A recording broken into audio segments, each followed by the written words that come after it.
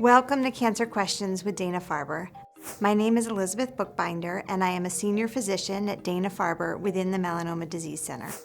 Today's question is, how do you reduce your cancer risk if you've had a history of sunburns?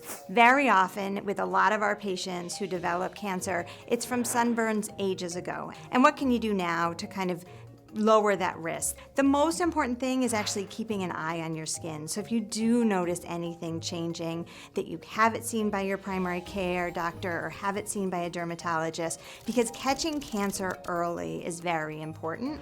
And sunburns and sun exposure can increase risk for not just melanoma, but also other forms of skin cancer like squamous cell carcinoma and basal cell carcinomas. The other thing that you can do is continue to use sun protection and be careful in the sun as you go forward. So using sunscreen regularly, using UV protective clothing, avoiding the sun around that 10 to 2 time of the day when the sun is really bright, and just making sure you're careful and thoughtful of seeking out shade whenever you can.